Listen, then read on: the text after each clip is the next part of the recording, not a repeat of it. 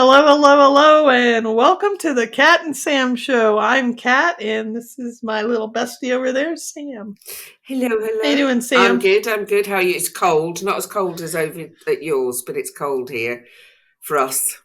Well, we're a balmy 30 now, I think, today. Oh well, I don't know what we are. From We're minus 16. yeah. We're only -6, but that's still a bit shocking for us over here. So it's nippy. Well, yeah, Colorado, it it beat Antarctica. I know, right? Now you It's see, now like you're just that's showing pretty funny. off. Colder than Oh, Antarctica. Oh gosh, I yuck! wouldn't be going outside. I wouldn't be going outside. I didn't. I really got cabin fever. It Mm. was so cold. I was like, No, I can imagine. No, I mean and I need it's bad enough here sun. with a bit of ice and people, the amount of crashes on the road, and it's just, oh, for goodness sake, people, just just slow down, and you know, and they're all, it's like an ice rink. It's Right? just, oh, for goodness sake. There's usually two memes that go through for Colorado. One is newbies, Hmm. and they show them all over the road, and the other one is how we park, which is if it's snow covered, you just park wherever. I can It's like all imagine. over the I can place. imagine. I quite like that. Yeah, no, this was like, it was like it was like some kind of derby or something, where so one car would skid on the ice and smash into them, then another one would pile into that from the other way, and it's just, oh my gosh. So yeah, so it's been fun. It's Yeah, been fun this week, so to speak. But yeah. we have people here that they get 4-wheel drive and they think they can drive on ice because they got a 4-wheel drive at the maximum speed, and you're going to see them crash down at the end of the road, and it's just like, you can't. You can't. Ice is Ice is ice. ice, precisely. It is. Good luck. Yeah, there's a way to drive over it, and it's not, just driving like normal, but with a bigger truck. Right. Yeah, but That's exactly. yeah, so that no, and that led me to thinking. Actually, it's funny. This cold weather has led me to think about, and I know on the Facebook page has been you've been doing stuff around self-care. Yeah, small steps to it's just small steps to finding self. Yeah, And they're just little 90-second videos they're on the war at home, and they're also if only someone knew, and they're also on Guardian's War Cry yeah, they're fantastic, page. because I was actually thinking it's one of those decisions that I made, because I know that when people they sort of like would say, "Oh, you've got to self-care," and it was like, well, what does that mean? Going to the gym? Do what? Am I supposed to run myself a nice hot bubble bath and that's it? But I actually realised it took me a while, and I get a little bit annoyed sometimes, thinking, I'm taking the best care of myself that I can in the situation that I'm in right now. Right? But I made a decision, with it being so cold, that I was just going to have the fire on. Put the log fire on all day, all evening, keeps the house warm, keeps me warm. You know, keeps the rest of us warm, the pooch and everything. And I realised, and it's taken me this time, I realised that that is actually a self-care thing, because, we weren't allowed to have the heating on, even, in the middle of winter with a newborn. I used to have to wrap us up in a duvet and stuff like that. And so making that decision to go, stuff it, I'm having the fire on, I realised that is a small self-care step, but it's taken, you don't always realise, do you, what that actually means. Well, I know. I agree with you, and I think that it's also healing, Mm. right? You're self healing, which is self care, and um, taking back your life, the life that was taken from you, that said you need to be cold and you can't keep the house warm and we have to do these certain things so that, it's so ridiculous to the things are done for, not for like monetarial kind Mm. of reasons. Because if that was the case, then, like, we've talked about the fact that you couldn't get a loaf of bread that you Mm. really liked because he could only have his on the weekend. It's that same kind of control that people think, well, that's kind of ridiculous. It's like, that is what they do. And I think you're exactly right. You come out of these situations and people are like, you need to do a lot of self care. And then it's like, I can only take so many bubble baths and But also, listen to, you're music. But also, when you've left, it is this idea, and I think that's one of the things, that after you've got away, after you've escaped, this idea that somehow you can just go, oh, and have a nice hot bath with a glass of something lovely, and that's it. It's all over and done with. You're still firefighting, literally firefighting every single day post separation. We've said before, it's the most dangerous time. So, I can remember sort of like thinking, just go away. I'm doing everything I possibly can, and actually, somebody sort of said to me, "You need self care a bit more." It's like, you know, stop him well, from that doing whole that, and my self care pot will go like this. So yeah, but it was lovely. It was a lovely moment because it sort of happened, and then I realised afterwards, and I thought, oh, I've reclaimed that little bit. I've got that little bit back, and I, like I say, it sort of crossed my mind that little things like that come into that same bracket. So I haven't got a ghost coming into the house. It's into the room. It's my dog. that looked really cool, Oh though. dear, hello. What do you want? She's like, I'm wanting some She snuggles, she Mum. is. She is. She's I don't know if it's because she's cold, but it's like, don't move, don't go anywhere because I want to sit on you. So yeah, I think that's she's a bit like that at the moment. So And I'm glad she came into the room, because that's another part of self care, is just this ability to, um, animals and our pets give us such uh, joy in playing with them, or in stroking them mm. and having them with us, and them just being a part of our lives, that is another form of self care. Yeah, I can't remember. You know, I it, can't remember how many beats it brings your blood pressure down by or something. It's some ridiculous amount just stroking an animal. Um, Actually, I was just thinking there's somebody maybe we should get on. There was a fantastic chap that I saw speaking at an event who he's an ex-policeman, and what he does now, he's got a passion for animals, but he realised now how important animals are in domestic abuse cases and situations, not only from the point of view of helping victims, but actually they're weaponized as well.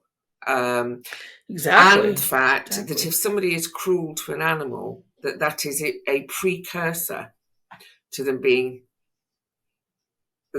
abusive to another human. So maybe we should get him on, because I think that's a really fascinating area. And there's actually there are some organisations now where they will foster the animals if you're leaving, escaping, and you can't, because very often people can't take their animals with them, so that's why they stay, or something happens to their animals. She's now bumping into the light. Sorry about that. But they'll go into a domestic abuse animal foster care until you're settled and can get them back, So, just knowing that your pet is safe is another element that can help you clear your plate a little bit whilst you're going through this. So I do think things like that, self-care, does come out in different ways than I had understood it to be. And I think a couple of the things that come to mind are you and I talking about.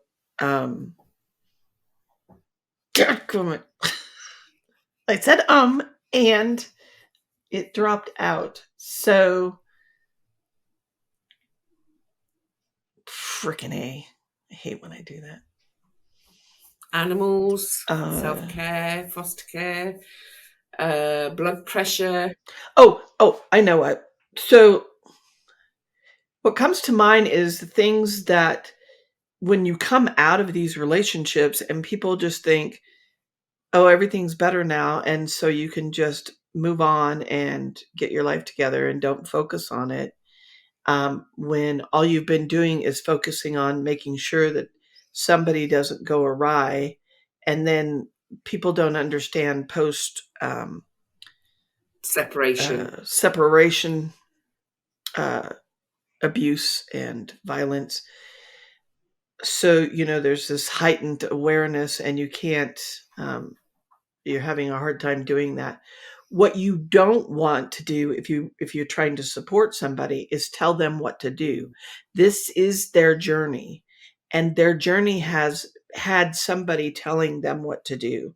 So part of self-care is deciding what you're going to do. And so I think anything that you're doing that's providing your self-care is a form of self-care. Yeah, no, absolutely. Because I think it's about, when we've, those that are experiencing it, like in other arenas in life, they are the ones who are know what's needed to stay safe, to get out, to rebuild. So I suppose the thing is to ask somebody, what do they need? What do they need right now? And it might be something really simple. It might be, can you look after my cat or dog for a few weeks? And then that would make such a difference to them being able to leave quicker, better, or whatever. It's at the same time, understand that they may not come out with anything right away. Yes, there is that. Like if you ask them, how can I help? You remember how hard it was to make decisions. And so understand that they have difficulty. You may need to say, like, would it be helpful if I took your pets? Yeah, would it be helpful if I took care of the kids? I mean, even understanding, it's just, I think the big thing for people coming in is don't apply pressure. Yeah. The pressure's already there. Yeah. I mean, I knew that I just needed to get it away. I didn't actually. You're right. Actually, I didn't know what I necessarily needed practically, other than for him to stop doing what he was doing. So I suppose that's what, not coming anytime soon. So, but of course, you don't know that at the time. You think that sort of by leaving and getting away from them, that it'll stop, and it far from it. I mean, there's some really interesting stuff like over here. There's a lot of focus on abusers, say, not paying child maintenance, whereas actually, what a lot of them do is they do pay it so that they can stop it and start it when it suits them, to remind you that they're in charge, to flex that control muscle. I can't remember if I said in one of the other videos about one where he would pay enough money into her bank account so that she couldn't qualify for benefits, which meant that she could leave and be independent initially until she found her feet and got a job, you know. So, you know, actually the paying of things can be weaponized as well. It's not always just that they withhold. Because when they pay it, then they choose when to withhold it from you, you know, at times that Right. really, really matter, like Christmas or birthdays, or just because they can, you know, and then they'll restart it again and then they'll stop it again, you know.